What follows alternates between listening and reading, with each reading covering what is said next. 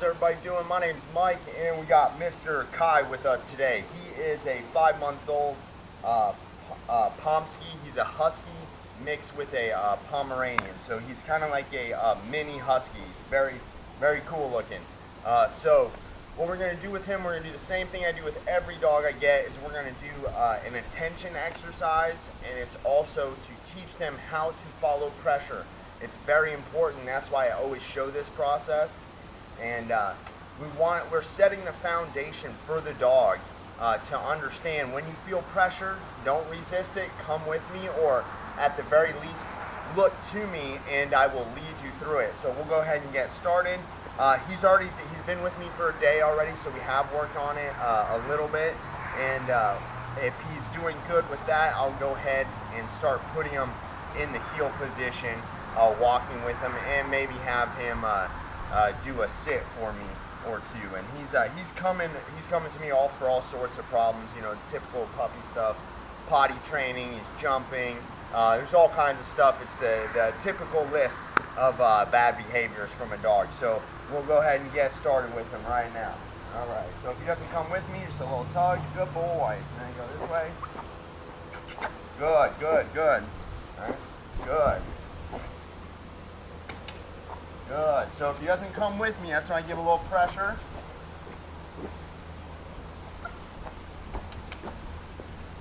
Come on, buddy. Good. So if he turns before he feels pressure, I'll tell him, good, good boy. Good boy. Good. So as long as he turns, good boy. As long as he keeps the leash loose, it's okay. Good boy. See, he's doing it. He's turning. So if he stops, a little tug. Good. See how he stopped way before. So if he doesn't come, a little tug. Good. And that's going to teach him to start keeping his nose off the ground and pay attention to me. Good job, boy. See, he's going around. He's turning. Good boy. Keeps it loose. That's what we want. If he's about to hit the end of the leash, then I give him a little correction. He's very smart, though. He's going to the end, right to where he can be. Good, good. So now I'll go ahead and put him in a heel. There you go, good. I put a little pressure, good. I put a little pressure on the leash when I want him to stop. Good. Good boy, loose. This is what we want, loose.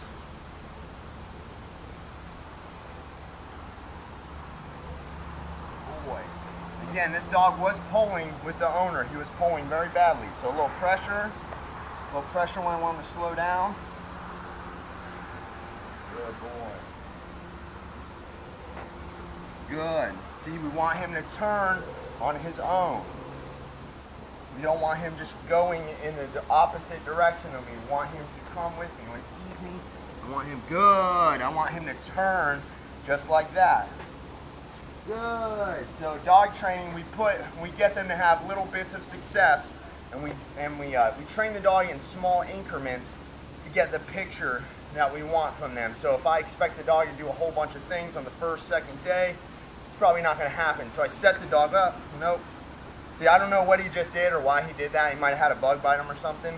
But if the dog ever freaks out on the end of the leash, your job is to pull the leash up and just hold tension. And then you release it when they sit or when they relax. Never, if the dog pulls, don't, oh no, what happened? What's going on? Never talk to the dog. Just put tension on the leash until the dog calms down. So we'll go ahead and heel. So I put pressure on the collar when I want him to slow down. I just want him to turn with me, and it's about us making this little small incremental pieces of success that we put together to get a trained dog. So it starts off with these little things, just turning. Good. It starts off with him just turning when I ask him to and not going that way. So he sniffs the ground, I give a little tug. So he sniffs the ground, I tug it again.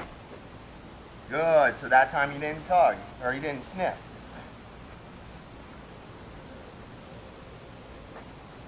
And if I want him to stop with me, I just simply put a little pressure, just like that.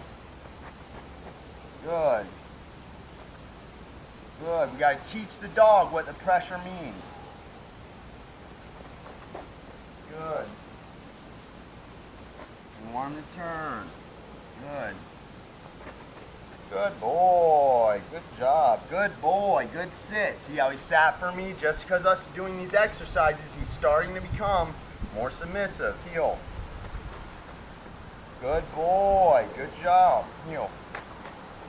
Good boy. Good. So the first part of getting to teaching the dog heel and just getting a rapport with them and just showing them I'm going to be teaching you things is we have to start somewhere. And the first place I choose to start is using a leash, using a training collar that we can put pressure on the dog so I can teach the dog when you feel pressure, look to me and I will show you what to do, or just follow the pressure. Do not resist the pressure. When I first started working him out here, you see how he's kind of like running in circles. Like he did that in the home where he would like pace and run around in circles. And it's a sign of you know, an anxious dog, an excited dog, a dog with not a stable, calm mindset. And as you can see now, he's much calmer. He's not running around the same way, okay, the same way he was. And it's because we have some control. Good. Some control over the dog. Good job. Good boy. Heel. Good. See, you get a little more calmer of a dog once we do the exercise for a few minutes. Heel. Good boy. Good job. Good boy. So that's all we want from him today. Just to start showing him, hey, I'm here to teach you. Follow the leash pressure. This is the foundation where we start with the dog, is showing them to follow the leash. And the leash is a tool that's going to guide you through life, just like me. So the first place we like to start with the foundation is teaching the dog how to follow the leash, because the leash is going to be our main tool, and our reward that we use to positively reinforce the dog with is our praise. So right from day one, I start holding back my praise from the dog and waiting until I get the good behavior like heel. Good boy, good heel, good boy, good sit. So I wait, I hold back all my affection until these moments, and the dog understands there's a lot of value in these things that he is doing for me.